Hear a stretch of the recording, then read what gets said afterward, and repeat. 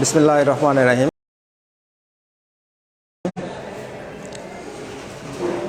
প্রিয় শিক্ষার্থী বন্ধুরা এবং সম্মানিত অভিভাবক, আসসালামু আলাইকুম ওয়া রাহমাতুল্লাহ। চতুর্থ শ্রেণীর শিক্ষার্থী বন্ধুদের আহমেদ বাওয়ানী একাডেমি অনলাইন স্কুলের পক্ষ থেকে শুভেচ্ছা ও স্বাগতম জানিয়ে আমি গণিত ক্লাস শুরু করতেছি। চতুর্থ শ্রেণীর শিক্ষার্থী বন্ধুরা, আজকে আমি তোমাদের গণিত বিষয়ের একটি অংশ জ্যামিতি, এই বিষয় নিয়ে আমরা আলোচনা করব। তো আজকে আমি যে সকল বিষয় নিয়ে আলোচনা করব তোমরা লক্ষ্য করো, বোর্ডের ডান পাশে আমি লিখে রাখছি। এখানে আমরা কিছু সংজ্ঞা জানব চিত্র সহকারে। তো প্রথমে আমাদের 1 নম্বরে যেটা লেখা আছে রেখা।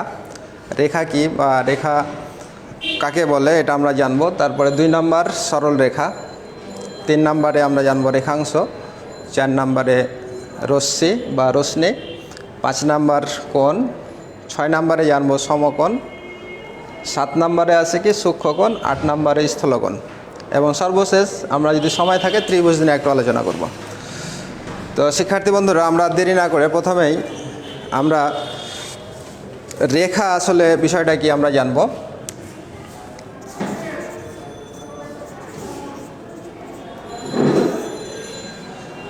তো রেখাটা কি বা রেখা কাকে বলে, আমরা যদি একটা চিত্র দিকে খেয়াল করি যে এটা কিন্তু কি একটা আমরা রেখা আঁকছি, এটা কি একটা রেখা। তো এখান থেকে আমরা দেখতে পাই যে এই এর কি দৈর্ঘ্য আছে, আর কি আছে দৈর্ঘ্য আছে, কিন্তু এর কোনো কি প্রস্থ এবং উচ্চতা নাই। এটার দৈর্ঘ্যটা আছে কিন্তু প্রস্থ উচ্চতা নাই, তাহলে তাকে আমরা কি বলবো, রেখা বলবো, তাই না? তাহলে আমরা লিখতে পারি, যদি সংজ্ঞা হিসাবে যদি আমাদের বলে যে রেখা কাকে বলে বা রেখা কি, বা প্রশ্নের কোণ থাকতে পারে যে চিত্রসহ সংজ্ঞা লিখো রেখা রেখা, তাহলে সেক্ষেত্রে আমরা লিখব কি, যার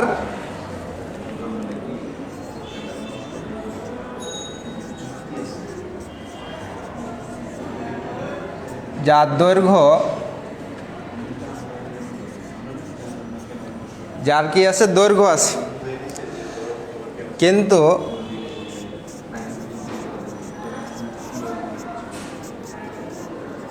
প্রস্থ এবং উচ্চতা, যার দৈর্ঘ্য আছে কিন্তু প্রস্থ এবং উচ্চতাটাকে আমরা উচ্চতা বা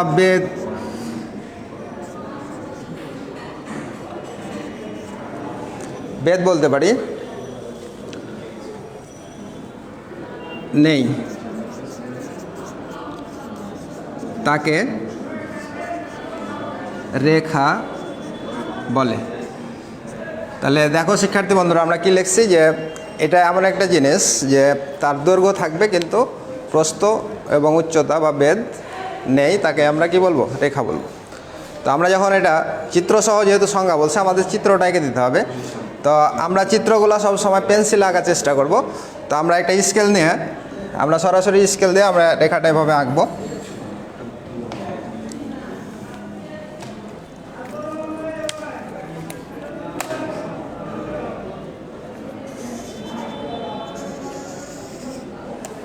এই আমরা একটা রেখা আঁকলাম, এখানে আমরা এটাকে চিহ্নিত করব এ, আর এখানে লিখলাম কি বি। তাহলে নিচে দিয়ে লিখে দেবো চিত্রে এ বি একটি রেখা, চিত্রে এ বি একটি কি রেখা। তাহলে আমরা রেখা সম্বন্ধে জানলাম যে যার দৈর্ঘ্যটা শুধু আছে, যেখান থেকে আমরা এটা পরিমাপ করতে পারবো, এটা দৈর্ঘ্য আছে কিন্তু তোমার প্রস্থ, যেটা প্রস্থ বা উচ্চতা নাই, সেটাকে আমরা রেখা বলবো। এ হলো আমাদের চিত্রসহ রেখার সংজ্ঞা। আচ্ছা, এরপরে 2 নম্বরে বলছে সরল রেখা। আচ্ছা, সরল রেখার আগে আমাদের রেখা হচ্ছে 2 ধরনের। রেখা হচ্ছে কয় ধরনের? 2 ধরনের। একটা হচ্ছে সরল রেখা আর একটা হচ্ছে বক্ররেখা।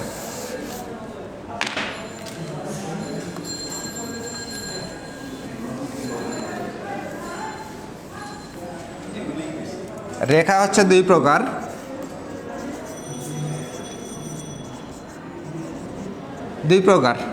এক নাম্বার হচ্ছে তোমার কি সরল রেখা, আর 2 নম্বরে হচ্ছে বক্ররেখা। তো এখানে আমাদের যেটা 2 নম্বরে সরলরেখা সংজ্ঞা দিয়েছে। তো সরলরেখা কাকে বলে বা বক্ররেখাটা কি? সরল মানে আমরা জানি কি সোজা। তো আমি এখানে দুইটা যদি রেখা আঁকি, দেখো এখানে আমি একটা রেখা আঁকলাম, এটা একেবারে সোজা স্ট্রেট, এটা একটা রেখা, এটাকে আমরা বলবো কি? এটা হচ্ছে সরল রেখা। আর বক্র যেটা হবে সেটা কি? সোজা হবে না, আঁকা বাঁকা হবে, এভাবে। এটা আমরা আর একটা বললাম যে পি কিউ একটা রেখা। এই দুইটাই রেখা, কিন্তু এই 1 নাম্বার যেটা চিত্র সেটাকে আমরা বলবো কি? সরল রেখা। আর 2 নাম্বার যেটা সেটাকে বলবো আমরা কি? বক্ররেখা। অর্থাৎ এখান থেকে আমরা সংজ্ঞা হিসাবে লিখতে পারবো কি? যে রেখা এক অবস্থান থেকে অন্য অবস্থান যেতে কি করে? দিক পরিবর্তন করে না। অর্থাৎ আমি যদি বলি যে এটা একটা অবস্থান, এই অবস্থান থেকে এই বি অবস্থানে সে যাবে, তাহলে সে সোজা যাবে, কোনো দিকটা পরিবর্তন করবে না, তাকে আমরা বলবো কি? সরল রেখা। তাহলে আমরা সংজ্ঞা হিসাবে যখন লিখব তখন লিখব যে রেখা এক অবস্থান থেকে অন্য অবস্থানে যেতে দিক পরিবর্তন করবে না, তাকেই বলে সরল রেখা। আর তার উল্টাটা হচ্ছে বক্ররেখা। দেখো যে আমরা চিত্রে আঁকছি যে এখানে প্রথমে এদিকে যাচ্ছে, তারপরে আবার এদিকে আসছে, আবার এদিকে যাচ্ছে, এদিকে আসছে, তার মানে সে সোজাভাবে যাচ্ছে না।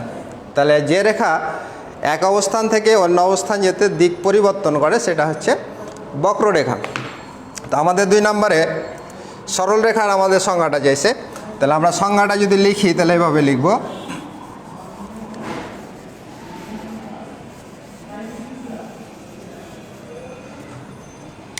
দুই নাম্বার সরল রেখা। তাহলে যে রেখা এক অবস্থান থেকে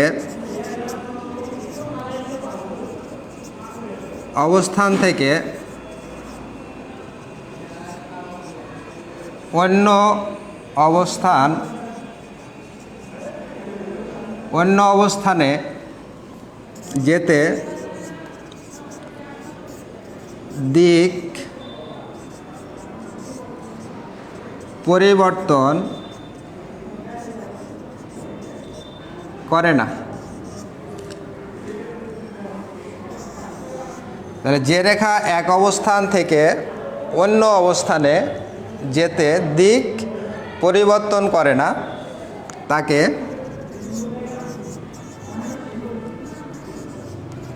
সরল রেখা বলে। সরল রেখা বলে।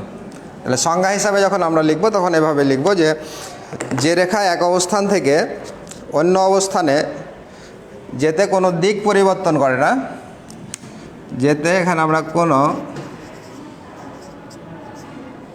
কোনো দিক পরিবর্তন করে না, তাকে সরল রেখা বলে। তো আমরা চিত্রটা যখন আঁকবো তখন আমরা একটা সরল রেখার চিত্র এঁকে নিয়ে নিচে, যেহেতু চিত্রসহ আমাদের সংজ্ঞাগুলো দিতে বলছে। আর আমরা চিত্রটা অবশ্যই পেন্সিল দিয়ে আঁকবো। এখানে আমরা একটা সরল রেখা আঁকলাম, এটাকে আমরা এ বিন্দু আর এটা বি বিন্দু দ্বারা চিহ্নিত করলাম। তার নিচে লিখব কি? চিত্রে এ বি একটি সরল রেখা। সরল রেখা, চিত্রে এ বি একটি সরল রেখা। অনুরূপভাবে আমরা যদি বক্ররেখাটা সংজ্ঞা বলি তাহলে সেক্ষেত্রে আমরা কি বলবো? যে রেখা এক অবস্থান থেকে যেতে অন্য অবস্থানে, এক অবস্থান থেকে অন্য অবস্থানে যেতে কোনো দিক পরিবর্তন করে, এখানে করে না আসে, সেটা শুধু হবে কি? করে, দিক পরিবর্তন করবে, তাহলে ওটা হবে কি? বক্ররেখা। তাহলে শিক্ষার্থী বন্ধুরা আমরা বুঝতে পারছি যে সরল রেখা আর বক্ররেখা কাকে বলে। সরল রেখাটা দিক পরিবর্তন করে না, আর বক্ররেখাটা কি? দিক পরিবর্তন করে। এ হলো আমাদের সরল রেখার চিত্রসহ সংজ্ঞা। তা আমরা পরীক্ষায় যখন লিখব তখন আমরা অবশ্যই এভাবে লিখব, সংজ্ঞাটা লিখব, তারপরে চিত্রটা দেব। চিত্রটা দেওয়ার সময় আমরা চিত্রটা অবশ্যই পেন্সিল দিয়ে লিখব। এছাড়া যে লেখাগুলো আছে এগুলো আমরা কলম দিয়ে লিখব। এরপরে 3 নাম্বার,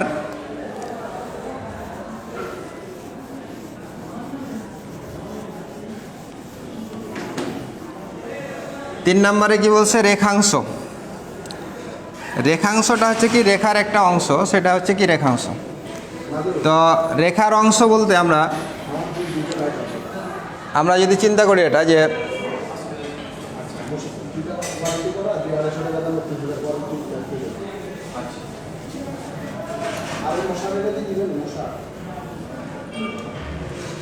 আমি এখানে একটা জিনিস খেয়াল করো তোমরা, এখানে আমি দুইটা চিত্র আঁকছি, লক্ষ্য করো।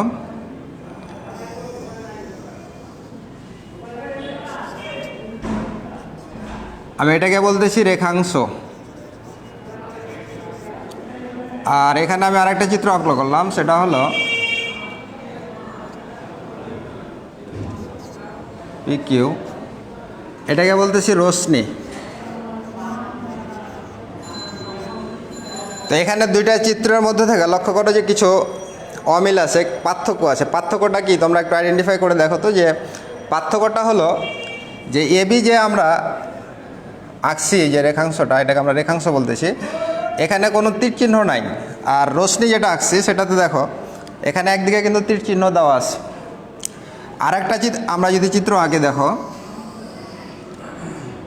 এখানে দুই দিকে তীর চিহ্ন দেওয়া আছে। তো তিনটা চিত্রের কিন্তু তিনটা নাম আছে। আমরা প্রথমটাকে বলছি রেখাংশ, আর দ্বিতীয়টাকে বলছি রশ্মি, আর 3 নাম্বার যে চিত্রটা সেটাকে বলছি কি রেখা। অর্থাৎ এখানে তিনটা চিত্রের মধ্যে কিন্তু অমিল আছে। যে প্রথম চিত্রে এখানে কোনো দিকে কোনো তীর চিহ্ন নাই, আবার এখানে রশ্মি যেটা সেটা একদিকে তীর চিহ্ন আছে, আর রেখা যেটা সেটা হচ্ছে কি দুই দিকে তীর চিহ্ন আছে। তো এখান থেকে আমরা যে জিনিসটা বুঝলাম যে রেখাংশ যেটা হবে তার একটা নির্দিষ্ট দৈর্ঘ্য আছে। অর্থাৎ এই একটা বিন্দু থেকে শুরু হয়েছে আর একটা বিন্দুতে যে শেষ হয়েছে, তার মানে আর একটা কি নির্দিষ্ট দৈর্ঘ্য আছে। অর্থাৎ এখানে যদি আমরা একটা বিন্দু মনে করি, এখানে একটা মানে দুইটা প্রান্ত বিন্দু, শেষে যে বিন্দুগুলো এটা আমরা বলবো কি প্রান্ত বিন্দু। তাহলে যে রেখার তোমার নির্দিষ্ট দৈর্ঘ্য এবং দুইটা কি আছে, দুইটা প্রান্ত বিন্দু আছে, তাকে আমরা বলবো রেখাংশ। তাহলে যে রেখার নির্দিষ্ট দৈর্ঘ্য এবং কি দুইটা প্রান্ত বিন্দু আছে তাকেই আমরা রেখাংশ বলবো। আর রশ্মি যেটা, রশ্মিটার ক্ষেত্রে লক্ষ্য করো যে এখানে কিন্তু একটা নির্দিষ্ট জায়গা থেকে সে রওনা দিছে, কিন্তু তীর চিহ্ন দেওয়ার অর্থ মানে এটা আরও চলমান, এখানে সামনে আরও বড় হতে পারে। তার মানে আমরা বলতে পারবো কি এর কোনো নির্দিষ্ট কিন্তু দৈর্ঘ্য নাই। তাহলে রশ্মির সংজ্ঞা যখন আমরা লিখব যে রেখার নির্দিষ্ট করে কোনো দৈর্ঘ্য নেই, কিন্তু কি আছে এখানে কিন্তু প্রান্তবিন্দু একটা আছে, একদিকে তীর চিহ্ন মানে এদিকে একটা প্রান্তবিন্দু আছে। তাহলে যার নির্দিষ্ট কোনো দৈর্ঘ্য নাই এবং একটি মাত্র প্রান্তবিন্দু আছে তাকেই আমরা রশ্মি বলবো। তাহলে আমাদের এই যে 3 নম্বরে যেটা বলছে রেখাংশ এবং রশ্মি, আমরা আইডেন্টিফাই করতে পারছি, চিত্র দেখায় আমরা সংজ্ঞাটা বের করে নিতে পারবো।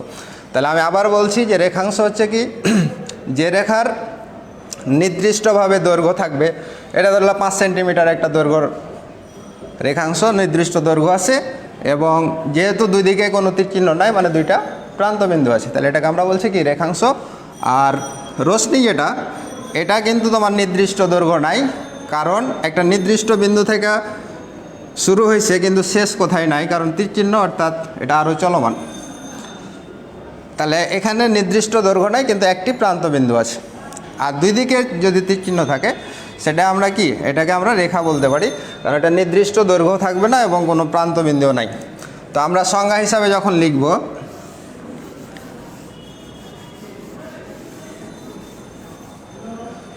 তিন নাম্বার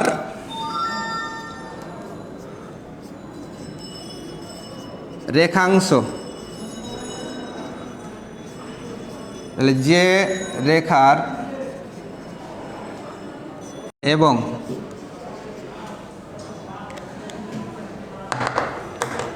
নির্দিষ্ট দৈর্ঘ্য আছে এবং দুইটি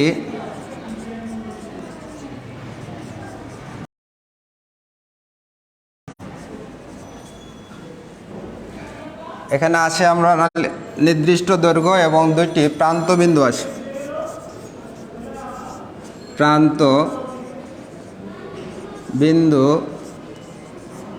আছে, তাকে রেখাংশ বলে। এ হলো আমাদের সংজ্ঞা রেখাংশ। যে রেখার নির্দিষ্ট দৈর্ঘ্য এবং দুইটি প্রান্তবিন্দু আছে তাকে রেখাংশ বলে।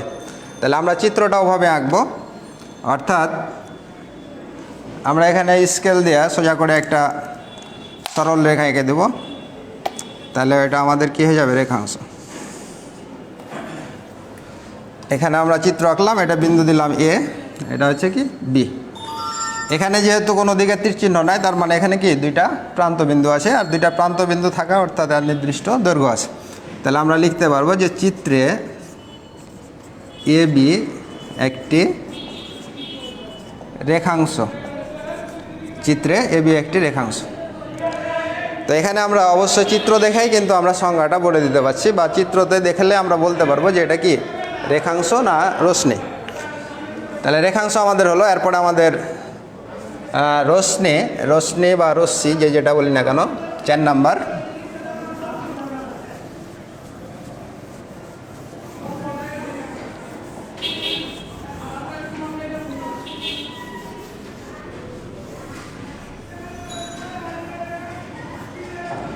চার নাম্বার হচ্ছে তোমার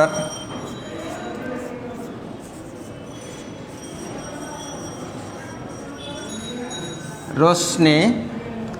তাহলে যে রেখার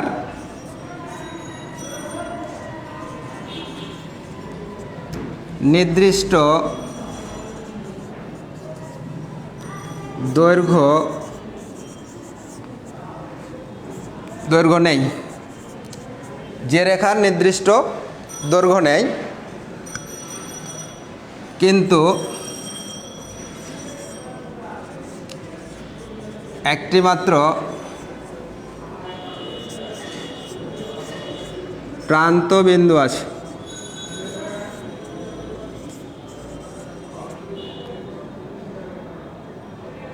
তাকে রশ্মি বলে। তাহলে রশ্মি হচ্ছে কি যে রেখার নির্দিষ্ট দৈর্ঘ্য নেই কিন্তু একটি মাত্র প্রান্ত বিন্দু আছে, তাকে রশ্মি বলে। তাহলে চিত্রটা যদি আমরা খেয়াল করি, যেহেতু বলছে যে একটা প্রান্ত বিন্দু, তাহলে এখানে আমরা যদি এটা দিই, আর এখানে কি হবে, এখানে আমরা একটা তীর চিহ্ন দিয়ে দেবো এভাবে। তাহলে এটা হলো আমাদের কি রশ্মি। আর রেখাংশ যেটা বলছিলাম, ওখানে কি একদিকে আমাদের ওটা তীর চিহ্ন কি ছিল না। তাহলে এখন আমরা লিখতে পারি যে চিত্রে এ বি একটি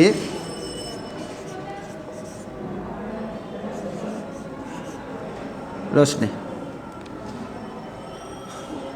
নিশ্চয় শিক্ষার্থী বন্ধুরা তোমরা বুঝতে পারছো যে রশ্মি আর রেখাংশ কি, আর এটার মধ্যে আমাদের পার্থক্যটাও কিন্তু খুব সহজে আইডেন্টিফাই করতে পারবো আমরা, যে রেখাংশের দুইটা প্রান্তবিন্দু থাকবে কিন্তু রশ্মির কি একটা প্রান্তবিন্দু, আর রেখাংশের নির্দিষ্ট দৈর্ঘ্য থাকবে কিন্তু রশ্মির নির্দিষ্ট দৈর্ঘ্য থাকবে না।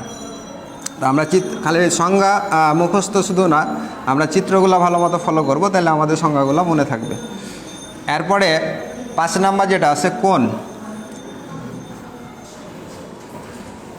আমরা এখন কোণ নিয়ে যেটা আলোচনা করব সেটা কোণটা আসলে কি বা কোণটা কিভাবে তৈরি হচ্ছে। 5 নাম্বার কোণ।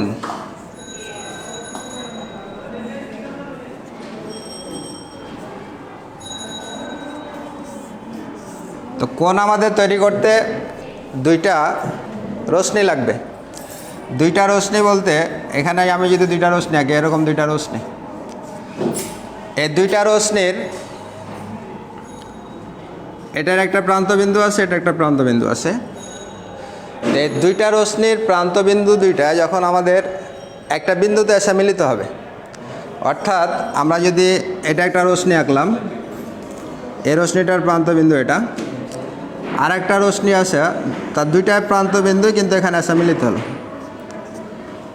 এ একটা রশ্মি আর এ একটা রশ্মি, আমি যদি এটা নাম দিই, এটা হচ্ছে এ বি একটা রশ্মি আর একটা হচ্ছে বিসি রশ্মি। আমি এটার নাম দিলাম এ বি আর এটা দিলাম বি এ আর এটা হচ্ছে বিসি। এই দুইটা রশ্মি ছিল, এই দুইটা রশ্মির এই যে বি বিন্দু আর এই বি বিন্দু দুইটা কমন বিন্দু, মানে দুইটার বিন্দুটা একটা বিন্দুতে মিলিত হয়ে গেছে। তো এই একই বিন্দুতে যখন মিলিত হলো, মিলিত ওই স্থানে, মানে এখানে আমাদের কি হয়েছে, একটা কোণের মতো উৎপন্ন হয়েছে, এটাকে আমরা বলতেছি কি কোণ। তাহলে আমরা সংজ্ঞা হিসাবে যখন লিখব যে দুইটা রশ্মির প্রান্তবিন্দু একটি বিন্দুতে মিলিত হলে মিলিত ওই স্থানটাকে আমরা বলবো কি কোণ। তাহলে সংজ্ঞা হিসাবে আমরা লিখি যে দুইটা প্রান্তবিন্দু দুইটি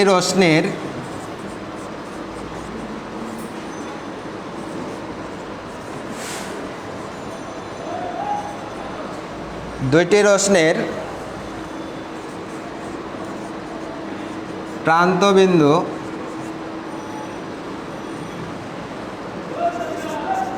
একটি বিন্দুতে করছে, এটাকে আমরা বলছি মিলিত স্থানটাকে আমরা বলছি কি, ওই মিলিত স্থানটাকে আমরা বলতেছি কোণ। তাহলে শিক্ষার্থী বন্ধুরা, আমরা কোণের সম্পর্কে জানলাম যে অবশ্যই এটা কি হতে হবে, সর্বপ্রথম যে দুইটা রশ্মি হতে হবে। এখানে আমাদের রশ্মি আর রেখাংশটা সম্বন্ধে ধারণা থাকতে হবে যে দুইটা রশ্মির, আর দুইটা রশ্মি যেহেতু একটা করে প্রান্তবিন্দু, ওই দুইটা প্রান্তবিন্দু একটা বিন্দুতে মিলিত হচ্ছে করি এভাবে। এটা হচ্ছে কোণের কি প্রতীক। এভাবে আমরা যদি থাকে এটা হচ্ছে কি কোণের প্রতীক। আর এখানে আমাদের আর একটা জিনিস লিখবো, এই চিত্রটা আমরা আঁকলাম, আঁকার পরে লিখবো কি চিত্রে এবিসি একটি কোণ, চিত্রে এবিসি একটি কোণ। তো এখানে আমাদের এই যে এবিসি আমরা লিখতেছি, এখানে মধ্যে যে মিলিত যে বিন্দুটা সবসময়, এখানে কি বি বিন্দুটা সবসময় মিডিলে থাকবে। কোণটাকে আমরা যখন লিখব তখন ওই মিলিত বিন্দুটাকে যে অক্ষরটা দিয়ে আমরা চিহ্নিত করছি, এই অক্ষরটা সবসময় কি এই যে মিডিলে আমরা লিখছি, মিডিলে থাকবে। এটা কিন্তু আমাদের খেয়াল রাখতে হবে। এখন এখানে আমরা এবিসি না লিখে যদি আমরা লিখতাম যে তোমার বিএসসি, তাহলে কি আমাদের কোণ চিহ্নিত করা যেত? বিএসসি করলে কিন্তু আমাদের এটা হবে না, কারণ এখানে আমি বলছি যে কোণ উৎপন্নকারী যে বিন্দুটা এটা সবসময় মাঝে থাকবে। অর্থাৎ এখানে আমরা যখন এ লিখবো মাঝে, এ তো এখানে মাঝে না, এটা আছে বি। তাহলে এটা আমাদের লিখলে কি হবে, ভুল হবে। তাহলে এই জিনিসটা আমরা খেয়াল রাখবো যে মিলিত বিন্দুতে যেই বর্ণটা দিয়ে আমরা ইন্ডিকেট করছি বি, এটাই সব সময় মধ্যখানে অবস্থান করবে, এটা খেয়াল রাখবো। আর এখানে আমরা যদি বিএসসি লিখি তাহলে এখানে আমাদের বি এ লিখতে হবে, এখানে বি লিখতে হবে, তাহলে আমাদের বিএসসি হবে। তাহলে এই হলো আমাদের কোণের সংজ্ঞা। তো কোণ আমাদের বেশ কয়েক প্রকার আছে, তার মধ্যে এখন এখানে যেগুলো নিয়ে আলোচনা করব সেটা হচ্ছে সমকোণ আর সূক্ষ্মকোণ, স্থূলকোণ।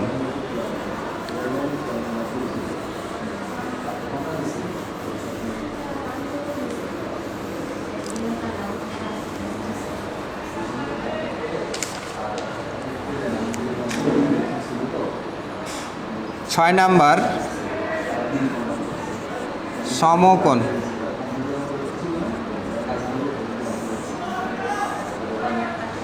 সমকোণ হচ্ছে, দেখো আমি চিত্র রাখছি, এখানে আমরা একটা সরলরেখা আঁকলাম। এই সরলরেখার ওপর যদি আরেকটা সরলরেখা লম্বভাবে দণ্ডায়মান হয়, এই একটা সরলরেখা ছিল, এই সরলরেখার উপরে আমরা কি করলাম, অন্য একটি সরলরেখা লম্বভাবে দণ্ডায়মান হয়েছে। দণ্ডায়মান হওয়ার ফলে কি হয়েছে, এখানে কিন্তু আমাদের একটা কোণ উৎপন্ন হয়েছে, এখানে একটা কোণ উৎপন্ন হয়েছে।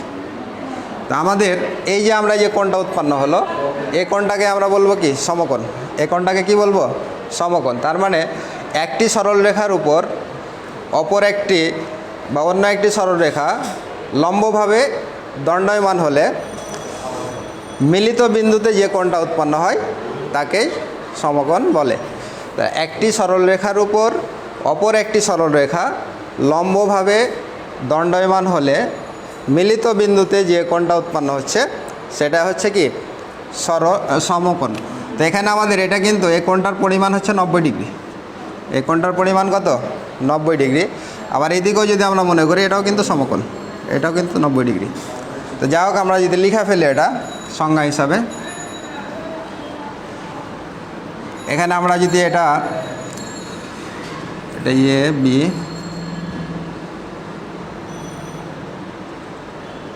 সি, তাহলে সংজ্ঞাটা আমরা লিখব কি, একটি সরল রেখার উপর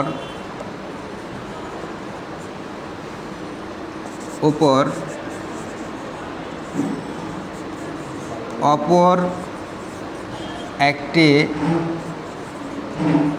সরল রেখা লম্বভাবে একটি সরল রেখার উপর অপর একটি সরল রেখা লম্বভাবে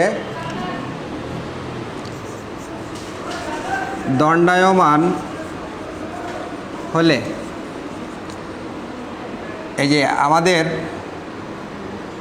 এখানে যে বিওসি দিলাম, আমি যদি প্রথমে চিন্তা করি যে বিসি একটা সরল রেখা, এই বিসি সরল রেখার উপর ওটা কী হয়েছে, অপর একটা সরল রেখা হয়েছে লম্বভাবে দণ্ডায়মান হয়েছে। তো দণ্ডায়মান হওয়ার ফলে মিলিত ওই বিন্দুতে যে কোণ উৎপন্ন হয়,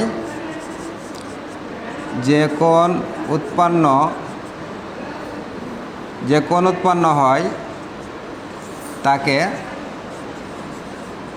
সমকোণ বলে। এখানে আমরা বলতে পারি যে এই যে সমকোণটার পরিমাণ হচ্ছে 90 ডিগ্রি, তাহলে আমরা লিখব যে এক সমকোণ সমান 90 ডিগ্রি, এক সমকোণ সমান 90 ডিগ্রি। এ হলো আমাদের সমকোণের সংজ্ঞা। তো আমাদের চিত্র আঁকার সময় অবশ্যই যে খেয়ালটা করতে হবে, এটা কিন্তু একেবারে খাড়া হবে, মানে যেটা লম্বভাবে হবে। এটা আঁকা বাঁকা হলে কিন্তু আমাদের এই কোণটার পরিমাণ 90 ডিগ্রি হবে না, এটা আমরা খেয়াল করব। তাহলে এই হলো আমাদের সমকোণের সংজ্ঞা। একটি সরল রেখার উপর অপর একটি সরল রেখা লম্বভাবে দণ্ডায়মান হলে মিলিত ওই বিন্দুতে যে কোণ উৎপন্ন হয় তাকে সমকোণ বলে। আর এক সমকোণ সমান 90 ডিগ্রি। তারপরে আমরা পেন্সিল দিয়ে এখানে চিত্রটা আঁকবো। চিত্রটা আঁকার পরে আমরা লিখব, চিত্রে এ ও সি কোণ একটি সমকোণ,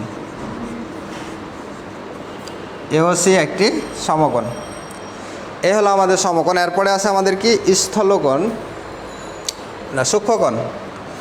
তো সূক্ষ্মকোণটা হচ্ছে তোমার কি যে 90 ডিগ্রি হবে না, যেটা এখানে আমাদের সমকোণটা যেমন 90 ডিগ্রি হয়েছে, এটা 90 ডিগ্রি হবে না। কি হবে? 90 ডিগ্রির চাইতে ছোট হবে।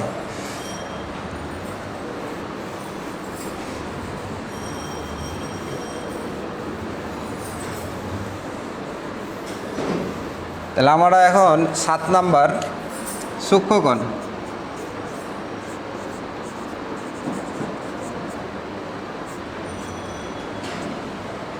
তাহলে সূক্ষ্মকোণের যদি আমরা সংজ্ঞা লিখি যে এক সমকোণ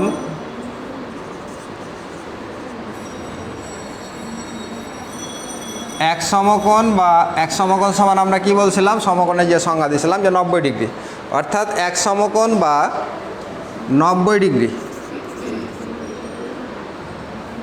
90 ডিগ্রি অপেক্ষা তোমার ছোট হতে হবে। 90 ডিগ্রি অপেক্ষা ছোট কোণকে সূক্ষ্মকোণ বলে। এক সমকোণ বা 90 ডিগ্রি অপেক্ষা ছোট কোণকে কি বলে? সূক্ষ্মকোণ বলে। এখন কতটুকু ছোট? 90 ডিগ্রির চেয়ে যে আমরা ছোট বললাম, তো ছোট সেটা হতে পারে, এটা 89 ডিগ্রিও হতে পারে। এটাকেও আমরা কি বলবো, যদি 90 ডিগ্রি হয় সেক্ষেত্রে আমরা ওটাকে বলবো সমকোণ। আর 90 ডিগ্রি ছোট যেহেতু বলছে, সেটা 89 হতে পারে, 20 ডিগ্রি হতে পারে, 30 ডিগ্রি হতে পারে, 40 ডিগ্রি হতে পারে। অর্থাৎ তোমাকে এটা মনে রাখতে হবে 90 ডিগ্রির চেয়ে ছোট হলেই চলবে। তাহলে আমাদের সংজ্ঞা হচ্ছে সূক্ষ্মকোণের এক সমকোণ বা 90 ডিগ্রি অপেক্ষা ছোট কোণকে সূক্ষ্মকোণ বলে। তো এখন আমরা যখন চিত্রটা আঁকবো তখন খেয়াল করব যে এখানে আমাদের যখন লম্বভাবে দিচ্ছি তখন কি হচ্ছে, তখন হচ্ছে তোমার সমকোণ। তাহলে ছোট যেহেতু বলছে, তাহলে কোণটাকে আমরা এভাবে দিতে পারি, এই লম্বভাবে দাগটা না দিয়ে আমরা এভাবে দিতে পারি।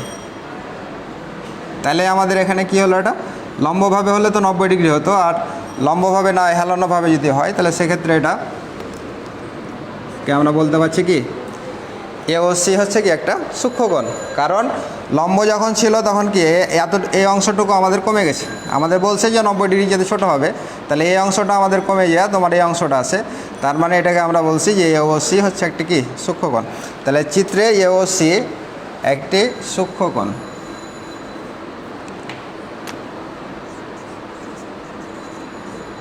একটি সূক্ষ্মকোণ, এই হলো আমাদের সূক্ষ্মকোণের সংজ্ঞা। এরপরে আছে স্থলকোণ। স্থলকোণটা হচ্ছে তোমার 90 ডিগ্রি চেয়ে বড় হতে হবে, 90 ডিগ্রি চেয়ে বড়, কিন্তু 180 ডিগ্রি চেয়ে আবার ছোট যে কোণের পরিমাণ, সেটা হচ্ছে তোমার স্থলকোণ। তো আমরা সংজ্ঞা হিসাবে যদি লিখি তাহলে দেখো,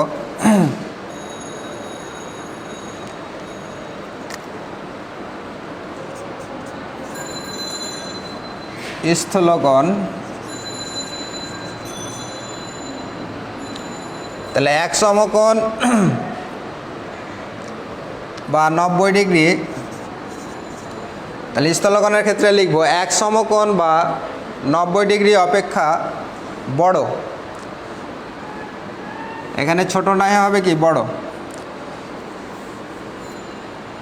এক সমকোণ বা 90 ডিগ্রি অপেক্ষা বড়, কিন্তু দুই সমকোণ অপেক্ষা ছোট, দুই সমকোণ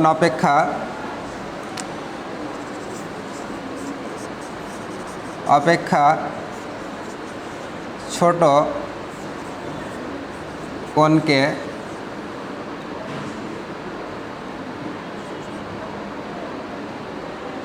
স্থূল কোণ বলে।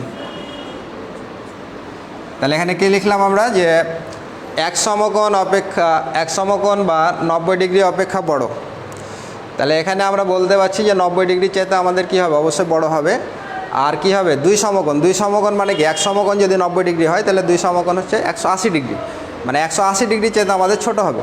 তাহলে এখানে আমরা চিত্রটা যদি অঙ্কন করি, দেখো আমরা এটা ছিল 90 ডিগ্রি, লম্বভাবে হলে 90 ডিগ্রি ছিল, তো এটা যদি আমরা মনে করি 90 ডিগ্রি, তাহলে এটা চেয়ে 90 ডিগ্রি চেয়ে আমাদের বড় হতে হবে। তার মানে এই যে লম্বটা যে আমরা আঁকছি সেটা আমাদের বাম দিকে আমরা এভাবে দাগ দিব, একটু বাঁকা করে যদি দিই এদিকে, তাহলে আমাদের কি হবে, এটা 90 ডিগ্রি চেয়ে বড় হয়ে গেল। কারণ লম্বভাবে থাকলে আমাদের কি ছিল, এটা ছিল 90 ডিগ্রি, এখন এখান থেকে আবার কি করছি, এতটুকু বৃদ্ধি করে দিচ্ছি, তাহলে এটা হচ্ছে 90 ডিগ্রি চেয়ে বেশি। তাহলে এখানে আমাদের এই চিত্রটা হচ্ছে তোমার এওসি, এটা হচ্ছে তোমার স্থলকোণ। আর 180 ডিগ্রি যদি হতো তাহলে এটা সম্পূর্ণটাই হতো, এখান থেকে নিয়ে এটা সম্পূর্ণটাই হতো কি 180 ডিগ্রি, এই সম্পূর্ণটাকে আমরা 180 ডিগ্রি বলতাম, কিন্তু 180 ডিগ্রি তো সম্পূর্ণটা আমরা ধরি নাই, এই অংশটুকু কম ধরছি। অর্থাৎ এখানে আমরা বুঝতে পারছি যে এখানে 90 ডিগ্রি চেয়ে বড় হচ্ছে, কিন্তু 180 ডিগ্রি চেয়ে ছোট হচ্ছে। এই কারণে আমরা যে 90 ডিগ্রি চেয়ে বড় এবং 180 ডিগ্রি চেয়ে যেটা ছোট, সেটাই হচ্ছে আমাদের স্থলকোণ। তাহলে আমরা এখানে লিখব চিত্রে এওসি একটি স্থলকোণ।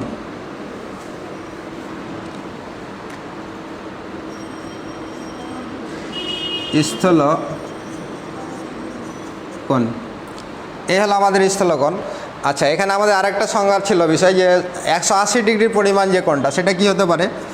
এখানে দেখো যে এখান থেকে এটা পর্যন্ত, তাহলে এখানে এটা টোটালটাই কিন্তু আমরা 180 ডিগ্রি, তো 180 ডিগ্রি সমান যে কোণটা সেটাকে আমরা বলবো কি সরল কোণ। তাহলে 180 ডিগ্রি সমান যে কোণের পরিমাণ 180 ডিগ্রি হয় সেটা হচ্ছে কি, সেটা হচ্ছে সরল কোণ। তাহলে শিক্ষার্থী বন্ধুরা, আমরা যে কোণ নিয়ে আলোচনা করলাম, এই তিনটা অনেক ইম্পর্ট্যান্ট জিনিস, যে বিশেষ করে সমকোণ, সূক্ষ্মকোণ আর স্থলকোণ। তো আমি আবার বলছি যে কোণের পরিমাণ 90 ডিগ্রি অর্থাৎ এক সমকোণ হবে, তাকে আমরা বলবো কি সমকোণ।